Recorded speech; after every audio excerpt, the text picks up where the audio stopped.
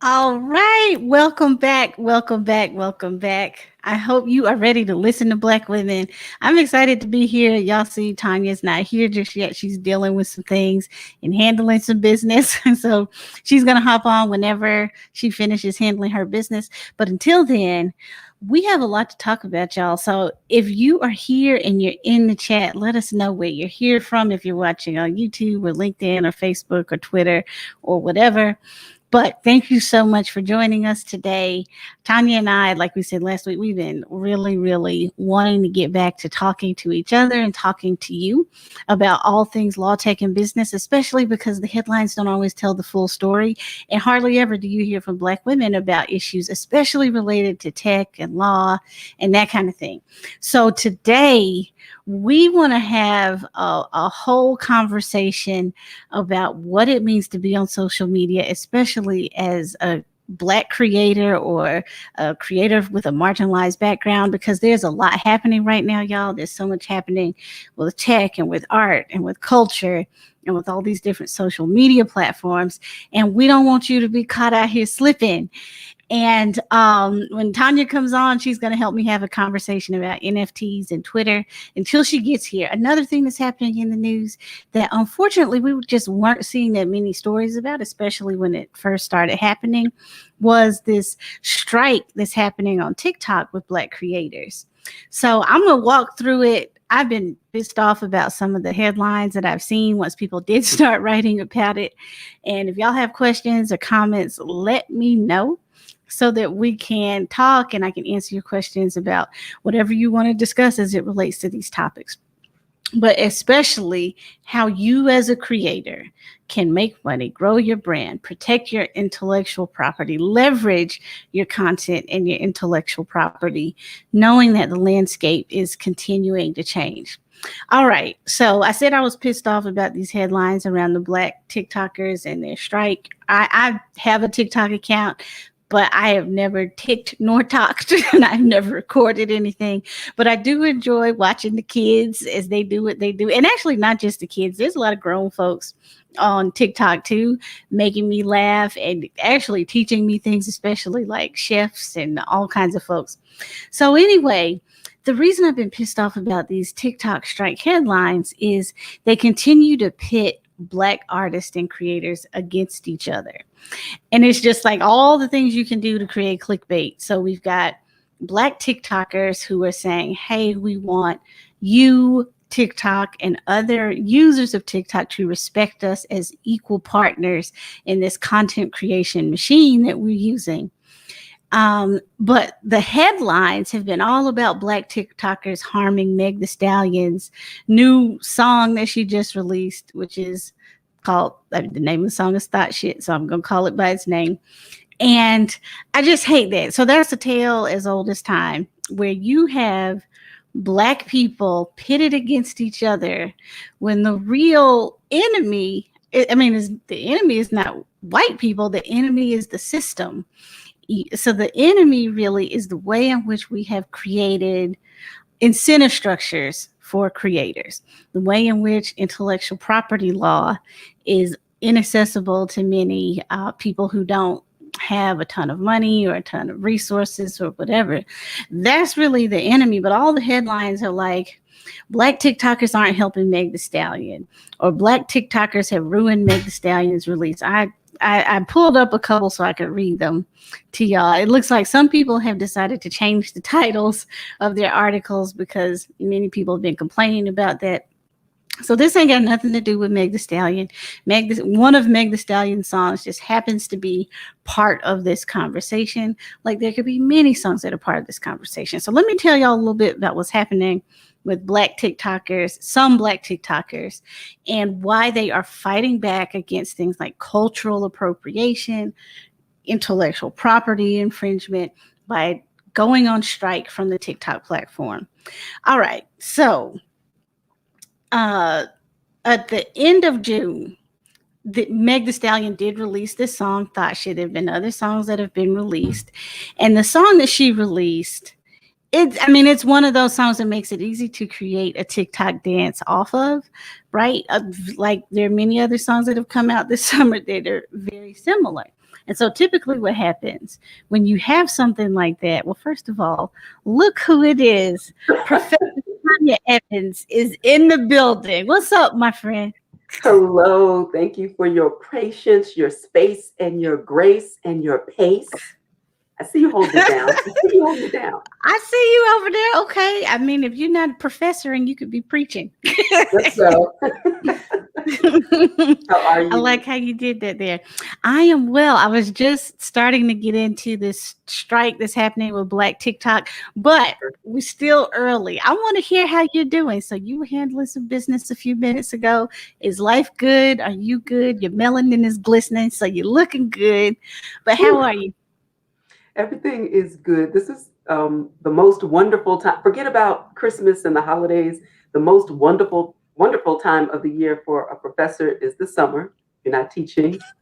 So I'm literally in my happy place. And so it's good in particular this week because so many people are traveling for, Native American Recognition Day is coming up soon. And so people start checking out. It's very quiet. The only thing that's really, it's not vexing. It is vexing, actually. Let me tell you all something. We'll have to do this on a different episode, but really get your two-factor authentication all the way together with your devices. Now, mine is on overdrive. It's on all the things. It's on overdrive. And actually, it now locks me out of my own things.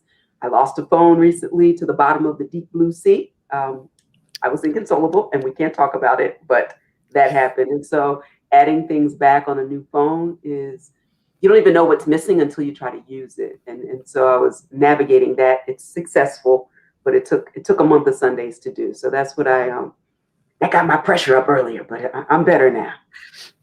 Well, good. Hopefully nobody got cussed out or or anything else. Very nice. So, very nice.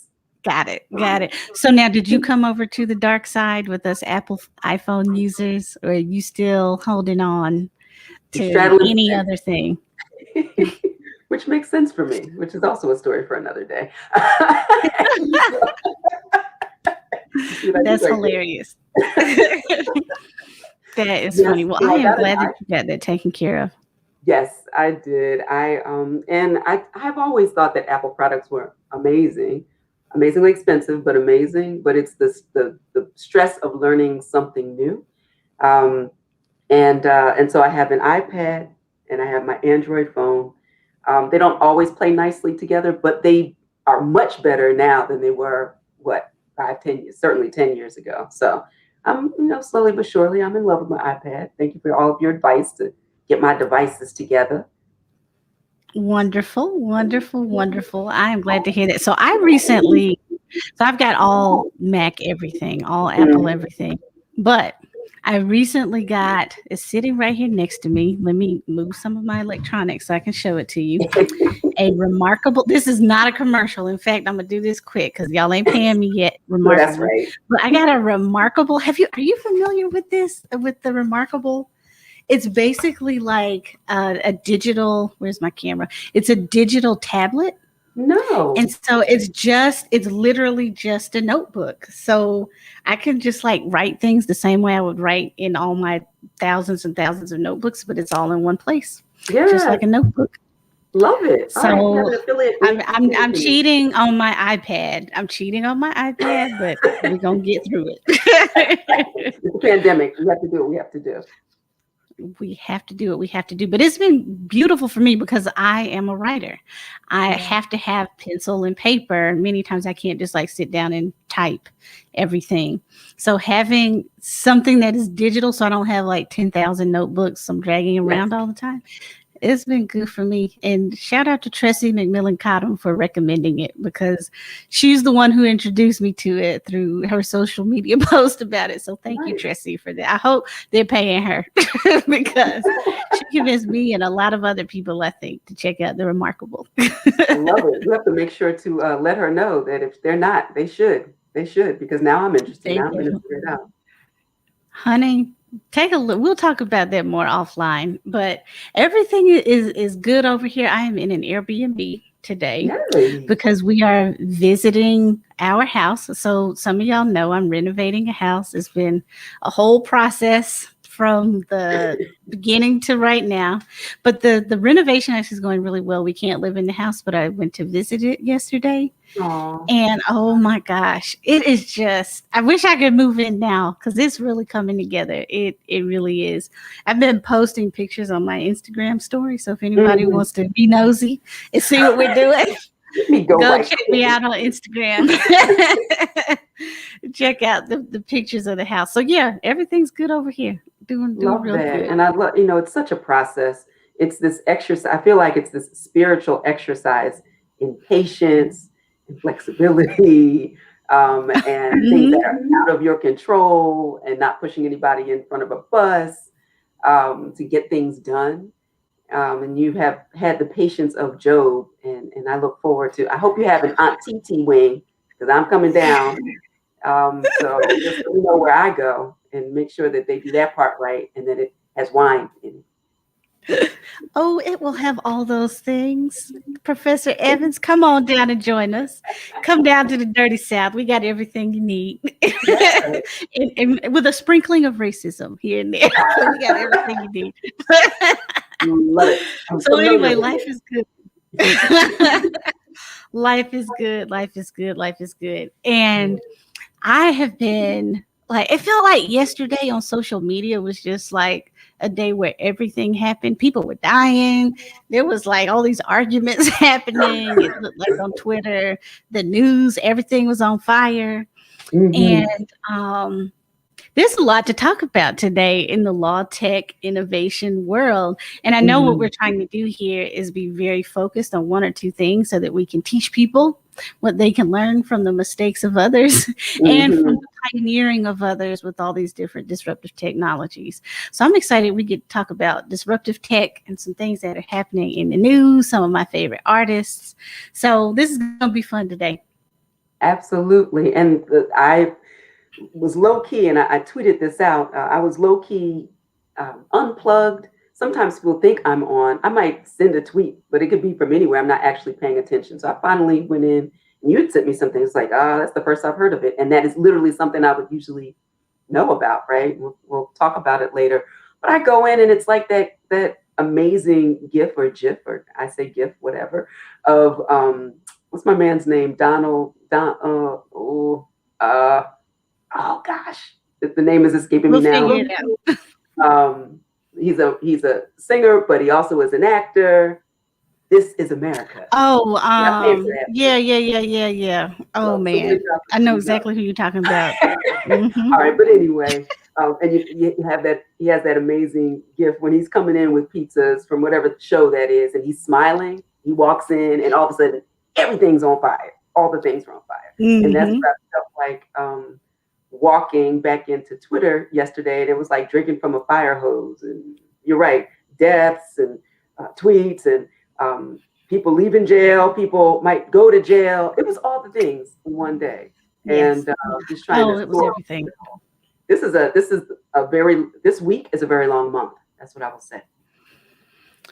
Yes, amen to that. It definitely is. And so today, we're going to talk about two topics that are near and dear to both of our hearts. One Amen. about Black TikTokers and their strike against cultural appropriation, which I was just really kind of laying the foundation for. And then Mhm. also, Twitter announced yesterday they're giving away 140 NFTs. And when I saw it, I wanted to text you.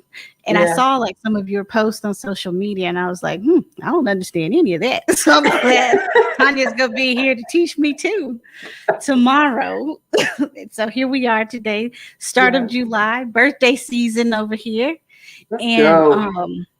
It's gonna be fun. It is. And I happen to be randomly, I just noticed in my camera, I'm wearing Mm. bandwagon this shirt. It's Oh, shout from out. Bandwagon Fan Club. Shout out to Yes. Harold Hughes, Black founder, who has created a tech company based on blockchain, also in this disruptive tech space. So I get to Mhm. represent and talk about Black entrepreneurship and Black creators and all the things today. So fun, fun, fun. Love it. Love it. Love it. Yeah, this thing with what do you want to start with? Because the thing with Twitter is really interesting. You know that we did that our debut or return episode last week, and we were knee deep in the Dame Dash, Jay-Z, and Rockefeller Records thing. And today I released the replay of what we did on the podcast Tech Intersect. But the great thing about today and why I wanted to do it on today is because today was the in-person hearing to show cause. So Dame or his representatives had to show up today in order to show cause to fight off this temporary restraining order that otherwise would turn into a permanent injunction. And he did, his representative did show up, and they are now pushing away from this idea of his interest in the copyright, which he knows he doesn't have, and now approaching it from limiting at least this temporary restraining order to the copyright, but not to his interest in the business. And 5 o'clock today, we're past it on the East Coast now. It'll be interesting to see what was filed and what's coming up, and then something else is going to happen tomorrow. So the saga continues. And last point on this, and wondering on your thoughts before we jump into this Jack Dorsey Twitter NFT thing, and you ask me all the questions. I hope I'll have some of the answers. But it is interesting to see how this saga continues and what will come of it. Jay-Z partnered with Sotheby's to have his own NFT auction of the artwork to the album Reasonable Doubt. If this is the first time you're hearing about it, I'm sure there'll be something in show notes. Watch the last episode from last week where we take a much deeper dive. But the saga continues, and so I think we're going to be talking about this in the episodes to come.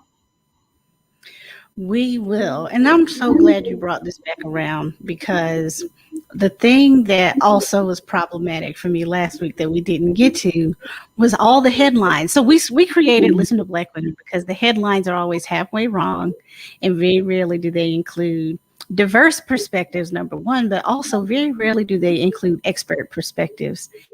And so many headlines I saw last week about this were like, Yeah. Dame Dash loses to Jay-Z over Reasonable Doubt NFT. And it was not that at all. This is Right. like the tip of the iceberg. So thank you for bringing that around to let everybody know just because you get hit with a lawsuit and you lose a temporary restraining order, there's so much left to go. And there's a lot left to go here. So thank you Absolutely. for circling back to that. So before you hopped on, I was starting to talk about Black TikTok Yeah. and some Black TikTokers strike against the platform. And if we could just wrap that up, I want to hear all about Twitter and NFTs. But No, I want to hear because I about was this. starting with the other thing, yeah, so this is the thing I texted you the other day, and I was like, yo, we need to talk about this on Listen to Black Women because nobody is listening, it seems, to Black creators at all right now or experts. Because when you read the articles about what's happening here, it don't make any sense to me, at least the way people are describing it. So anyway, you have TikTok, which many people don't realize. TikTok is one of the few social media platforms that actually pays its creators. So the number of views, the number of likes, the number of engagement matters. This ain't like you wasting all day on Instagram or Facebook or whatever for free. Not that anybody's wasting time when they're creating their own marketing platforms. Don't get me wrong there.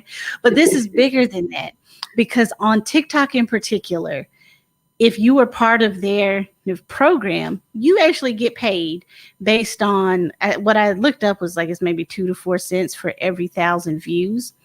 And for a lot of Black TikTokers who have hundreds of millions or thousands of followers, that can really add up. So some of the most successful folks on TikTok who are getting paid from TikTok can make $100,000, $200,000 a year.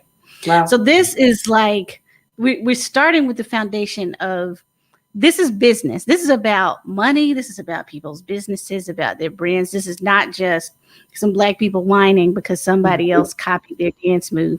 This is the foundation of entrepreneurship for many black creators.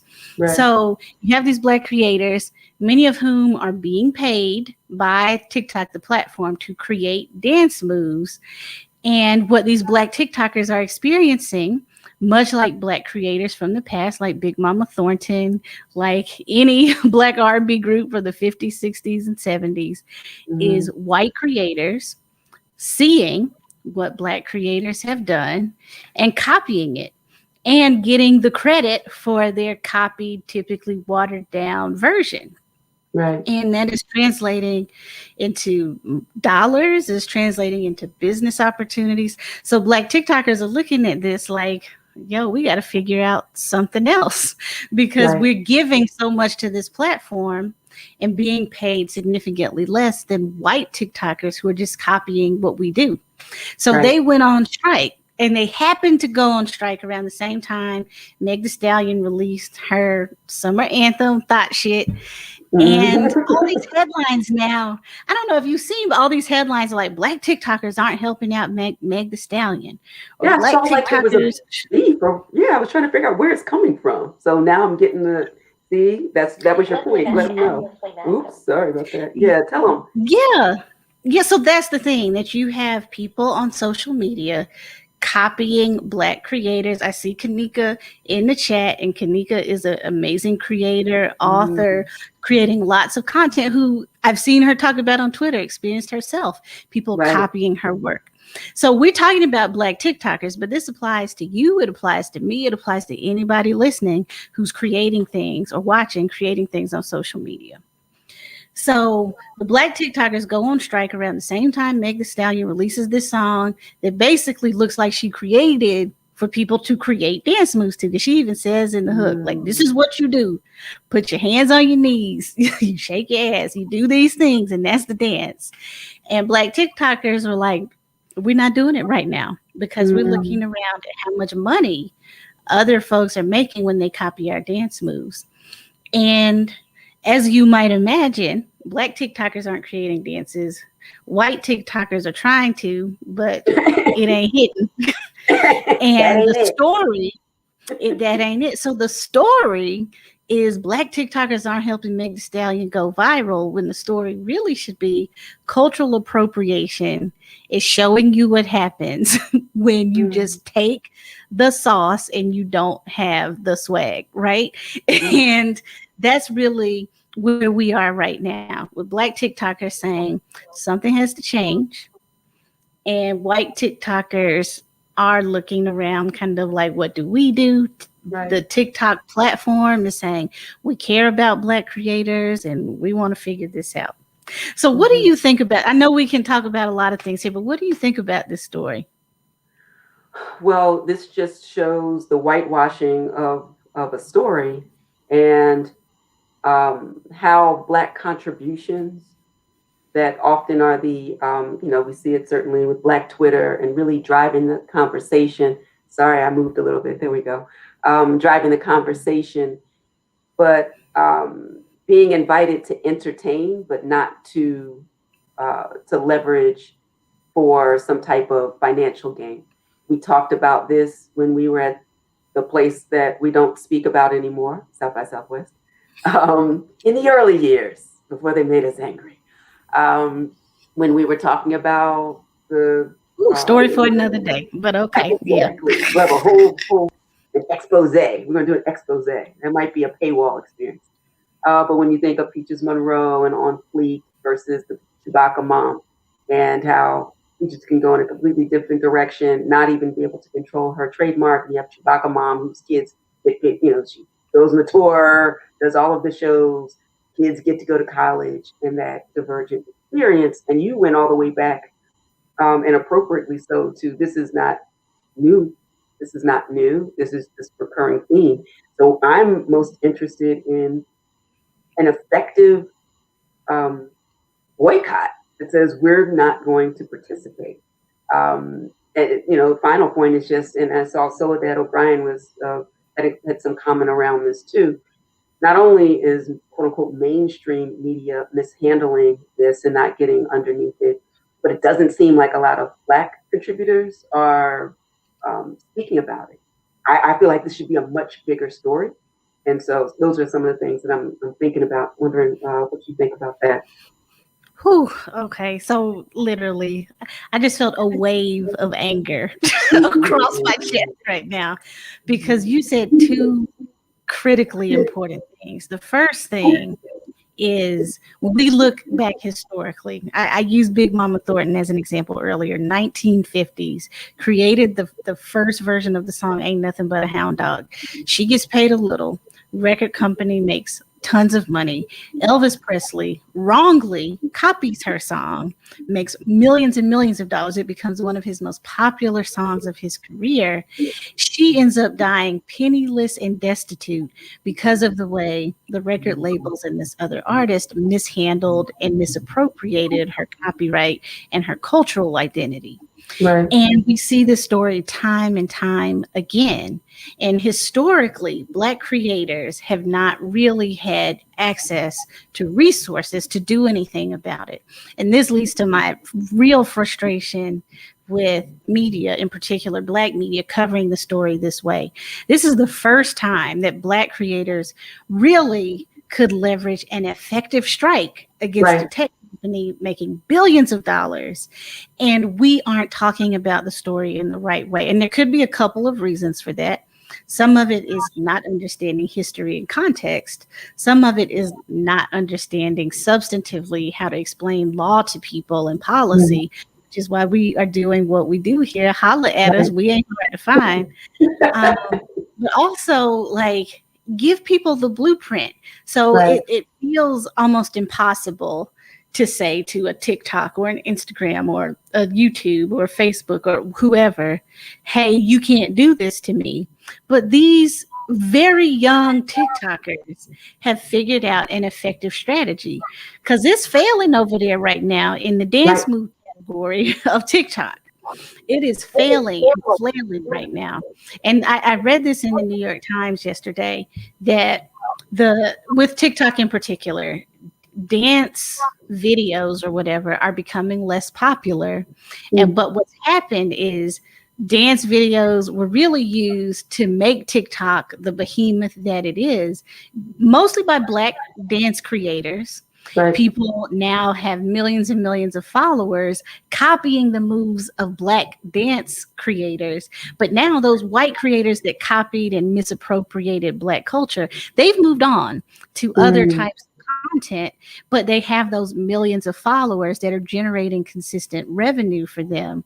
While Black creators still can't get credit for the things they create. I think about, what was her name? Jalea, was it Jalea Harmon, the young lady who created the Renegade dance, but Oh, didn't get any credit for it until there was this whole social movement around like, it y'all need always to has give to be her a credit movement, for this. right? It always has to be. We always have to get our blood That's pressure right. up in order to do That's this. Why exactly does it have right. to come to this every single time? I'm looking at you, Jimmy Fallon, because it was the same when he invited, what's her name, Right, Addison Ray or whatever, to his show when, right. and she gave like some lackluster performances of other content creators dances. So Yeah. there's just a lot here. And what I want to just in the last couple minutes talking about this, I want to give people some tools. If this is you, if you're a Black creator, if you're a creator of color and you see this happening, what can you do? And so Tanya, you're my copyright expert. And I just want to, like, in 30 seconds, if we could just share with people the importance of understanding that the vast majority of things you create and share on social media could be protectable. Don't let Mhm. folks tell you. So I read in Vox, I read in a couple of different I read in a couple of different articles where Mm. these authors were wrongly telling creators you can't even really own a dance move or a viral meme or whatever. And I think that's ridiculous. Yes, we certainly would think it's ridiculous because we know better. And it makes me, so angry with LLC Twitter and copyright Twitter. Anytime somebody starts their conversation with, I'm not a lawyer, but like, I want you to go in the opposite direction. Unfortunately, there's some lawyers out there who don't stay in their lane as well, and that's problematic. But um, you want to understand for yourself, we are living in a time where there's an embarrassment of riches of information. You have Shantavia, you have me.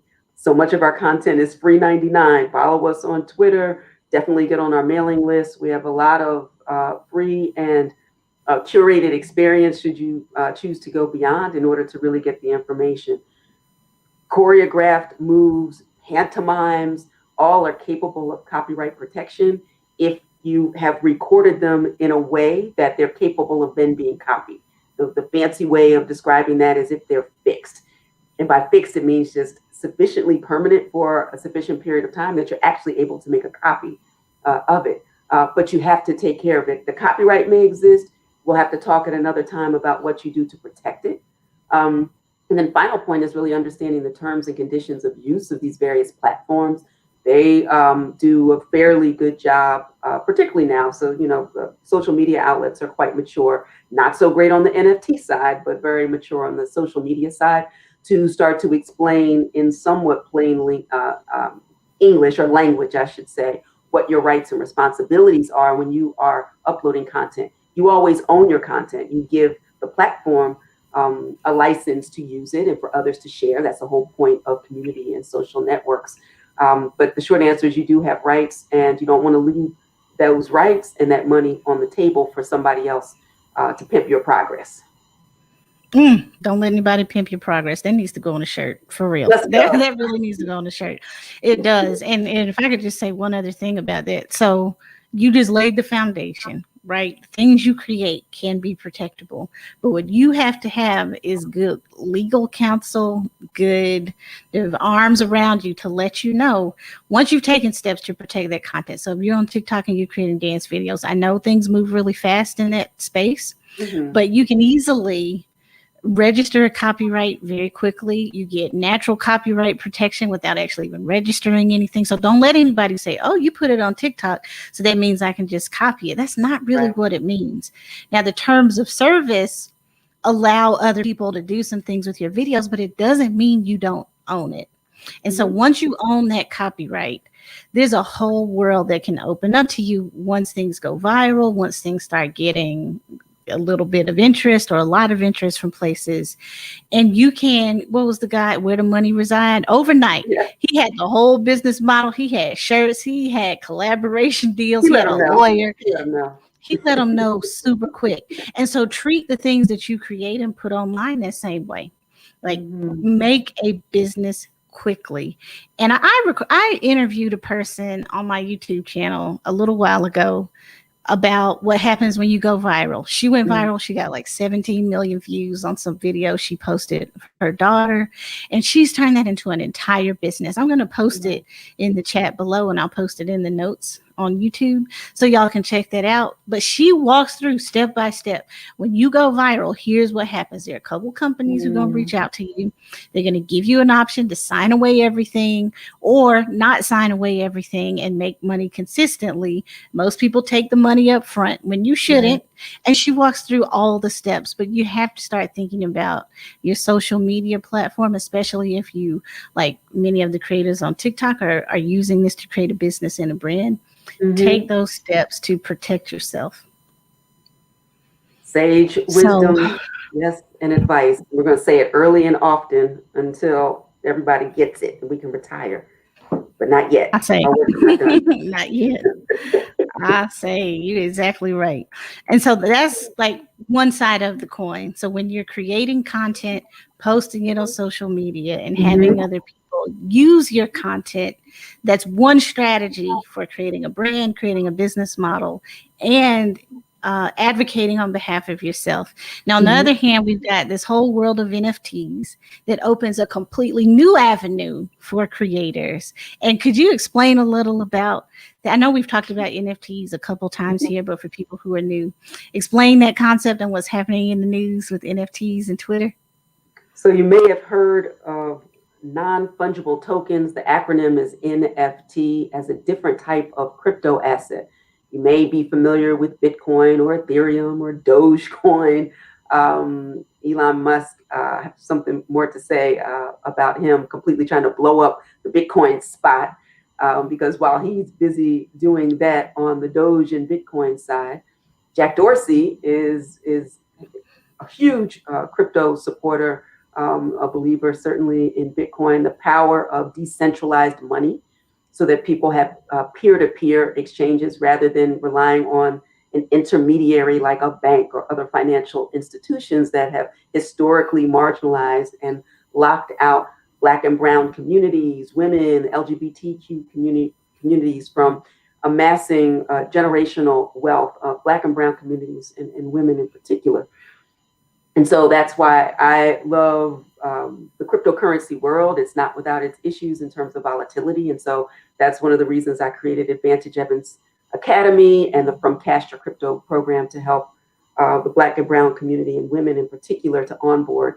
But there's a different type of asset. Fungible assets are ones that are interchangeable. $1 is the same as another, even if they technically have their own serial number on them. We compare and contrast that to a non-fungible token that is singular and unique. And the exciting thing about a digital asset that you can also verify through cryptographic protocols, meaning that you can literally verify the owner and the existence of a token, which makes it really, really important. In the late 90s, when peer-to-peer technology came on the scene with the gangster lean, you could sit in your room with your fuzzy slippers and send an MP3 to 1,000 of your not so closest friends. And that was extremely problematic. I didn't have to exhaust my copy of this digital file that was easily replicated and easily distributed. Non-fungible tokens change that. The token itself is not the creativity, but it's the ability of you to exercise ownership and control of it. Think of it as like a collectible. And so fast forward to what Jack Dorsey has done is you may have heard that this was some months ago. He actually created a non-fungible token connected to his first tweet. And everybody's like, why would you do that? And you can see the tweet. I get it, but you can see my house when you drive down the street. It doesn't mean you own it. So either you're going to drive up and down my lovely street or you're going to buy your own home. And so thinking about that in the way, and the value of it is very subjective. So it depends on supply and demand, and the more rare and valued it is, the higher the price. And so we've seen some non-fungible tokens in the hundreds and certainly even the millions of dollars. And so Jack Dorsey recently shared a series of tweets from a number of different images from Twitter, and it's turned out to be a collectible. He even has this little virtual pet. And the attention that he's bringing to the non-fungible token space is great. Now, he's a gazillionaire, and that might be unremarkable, but it does bring a spotlight back to and amplify the entire industry. And Black NFT artists have been doing exceptionally well, too. So with this, it just brings a greater spotlight, and it's not a passing fad, which was another great thing to see. He's partnered with Rarible, which is one of the more prominent NFT creation and auction sites. And so it's exciting to see. Yeah, so I'm glad you said that because there are some investors I've seen who say 90% of NFTs will be worth $0 in a few years. But then you see people like Jack Dorsey doubling down and offering NFTs for free through Twitter. You see Jay-Z investing in a ton of blockchain based, all kinds of things, including crypto. And it reminds me kind of Bitcoin, where for years people laughed at Bitcoin. People thought it was silly, blah, blah, Yep. blah. There were all these billionaire investors saying, don't waste your money. And now, like just a couple months ago, we find out all these billionaires own billions of dollars of Bitcoin. So while they were making fun of it to the public, they were stacking their crypto. And Right. now the public is again listening and watching. And it seems to me many people are looking at NFTs and not taking them seriously. But we see from you and everybody else that this is an important thing. Yeah, it's more about the technology. There are going to be some winners and some things that miss. And I think that just is representative of art and creativity as a whole. There are things that I find valuable that I've created myself or others have created, and somebody might not pay a cent for it, but I love it. And then there's some things that are going to go for $100 million. I don't think that undermines the power and the promise of the technology. particularly because in the same way that this this technology that removes the gatekeepers in finance, it's the same technology that's removing the gatekeepers, the auction houses and the showrooms and any place where Black and brown creators couldn't go, or someone else is ascribing value to their work. They can use peer-to-peer technology and receive an appreciating asset instead of regular US dollars that is being undercut by inflation. You're being paid in the equivalent. It's a rough equivalent, but something that is a capital asset, something that has equity, something that has the potential to grow. So if somebody receives one ETH for their project, and ETH is worth $300 one day and $3,000 the next year, that's a game changer. That is changing the lives in a meaningful and appreciable way for Black creators. And so I think it's a both and. Yeah, there are going to be some garbage town things, but from the perspective of the dollars and cents of it, that still can have high subjective value because it's art and it's creativity, collectibles. And final point, non-fungible tokens is as a technology standard isn't just for creativity. This is the sensational topic, but it's being used in real estate, for example, to replace hard copies and physical copies of deeds, to make ownership and evidence of ownership and transferability of ownership, the value of an illiquid asset that can become liquid if I can tokenize it and sell it to someone who lives halfway around the world. That is a game changer. So it's the technology that's really exciting too, in addition to everything that's going on in the creative space. So, all right, this is a question, but also I think a statement. Because so we were just talking about Black creators having so much difficulty getting credit for the things that they create on social media. And in some instances, people not even realizing that they were the creators or founders of whether it's a dance or some music or whatever, kind of like Jalea Harmon, who created the Renegade. Like it seems to me that whether they're NFTs or something else, some other technology that comes later, this has really the capacity to change not just the way you receive money or invest or whatever, but a lot of the issues Black creators have had for generations. To the very first point you made, it seems like blockchain, crypto, NFTs, everything else in that universe can solve some of these problems. I remember it was last year, a couple of years ago, the actor who plays Carlton Banks, I can't think of his actual name, but there was a Mm. whole lawsuit over whether or not he owned the Carlton, like the dance to Okay. Carlton. And he ended up losing because antiquated copyright law requires certain things to happen for there to legally be a copyright. NFTs are related to copyrights, but separate. And Mhm. maybe NFT based technology is the thing that takes antiquated intellectual property law in general and moves it into the 21st century. Is I that am so like glad that you somewhat said accurate? that because I am writing a law review article for Pepperdine Law as I speak. I should be writing it right now. It's due in a little over a month. And I'm precisely addressing that. In what ways can Web3 technologies be leveraged to write some of the, I love that, antiquated inequities in copyright law? I got it. I'm going to drop a footnote to you. Put me in a And footnote. right? URL, listen to Black women. That's going to be amazing. Yes, I wholeheartedly agree. And that is a tool of economic and social justice. So that's the lens that I'm looking at this through. And I'm excited about it. And I absolutely believe that this could be a game changer. You know, it will come Love it. down to education in the space to be sure, so that we don't miss this wave of technology in the same way that Black and brown folks with Web 2.0 and the dot-com boom and bust um, and boom again.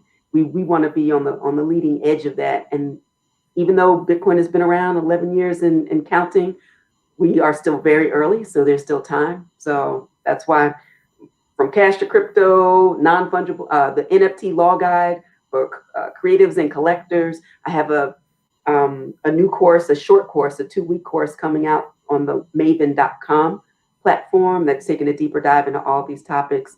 You want to get in and win in this new digital cash economy. Let's grow. Let's grow, man, and let's figure it out. Let's educate our people. And I Yes. don't even just mean black people or black creators, people who have really good ideas, people Mhm. who have brands they want to build, who may not see themselves as entrepreneurs, but know they have something that can help other people. You have tangible you have a tangible asset that you can leverage. And this is one of the reasons why I created the Brand and Business Academy. I love all the different courses you offer through Advantage Evans because you're taking people from 0 to 1,000 with this new technology. Right. And like what I love to do in the Brand and Business Academy is say, I don't care what you do. I don't care where it is. I don't care how you do it, but make sure you own your intellectual property.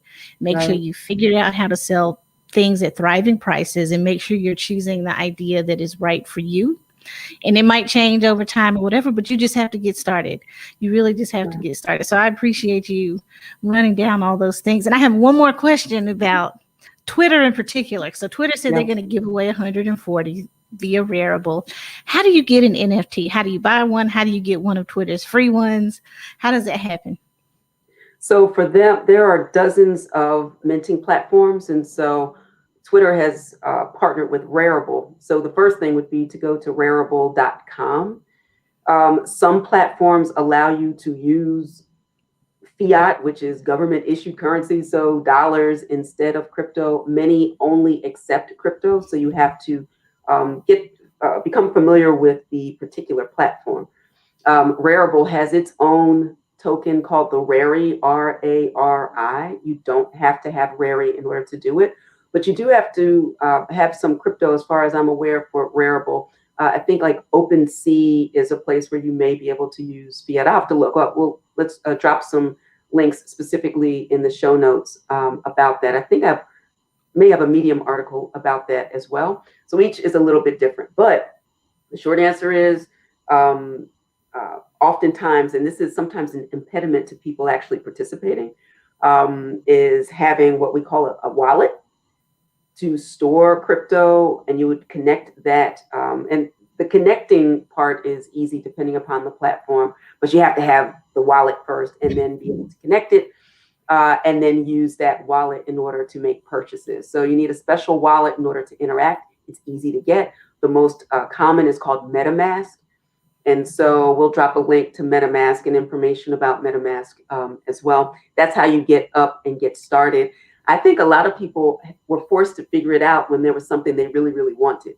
So you can imagine something that everybody wanted. I don't know if it's going to be Meg the Stallion tickets to some experience or some, NBA Top Shot. NBA is into NFTs and they are creating these experiences. And so it depends. But if you want it badly enough, you will figure out a way. And it's getting easier. Every day it's getting a little bit easier. Well, this is why people need to enroll in your course from cash to crypto so they don't get caught slipping. You stay ready so you don't have to get ready. And this, just the final thing I'll say is this is what makes Jay-Z's interest in it so intriguing to me Mhm, because his wife, many of their friends and people who mhm. they do business with could sell something that everybody wants. Like Absolutely. imagine you have educated me that even just buying an NFT, it might just be the asset, that digital asset, but it might be all kinds of things you get in the mail, things you can touch That's and right. feel. So I'm so intrigued by how Jay-Z and I presume some of his other partners, maybe Beyonce at some point, because they're gonna figure it out. And no matter what Absolutely. Beyonce sells, I mean, maybe she doesn't need Adidas to sell Ivy Park anymore. Maybe there's some blockchain backed thing that she can do using NFTs or something else. So I love that you ended with that because I'm curious to see what it's going to be. Yeah, the secondary market is a game changer too, because oftentimes you're one and done. But with the token, you can actually participate in downstream revenue. So let's say it's something sells for $10 today, but it becomes through some type of fan involvement or community more valuable over time. Every time there's a resale, that automatically is paid back to your wallet. That is a game Wow. changer in the artistic Wow. space. Ooh, the cylinders are firing. I got all kinds of ideas over here. Well, We need some this was NFTs is what fun. I'm trying to tell you. That's right. That's right. This is a lot of fun.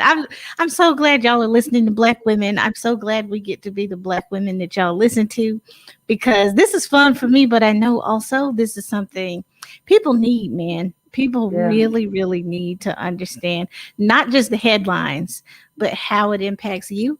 Like, many people are maybe a little late to the Bitcoin game and they're still scared of it, not realizing how much investment they could have grown if they would right. have been buying at $10, $100, $1,000, $10,000 even a year Right. ago or whatever. So I'm just thrilled that we get to do this every week. Excellent. Well, I'll be here and I'll be on time next week. I'll have all my ducks in a row. Oh man, we're gonna have some fun next week, y'all. We're gonna talk some more about headlines. Headlines don't tell you the whole story. That's why we are here, so that you can listen to Black women about these topics. Thank you for watching, and I'm gonna end the show right now. Join us though every Thursday, 5 p.m. Eastern Standard, to listen to Black women. Love it.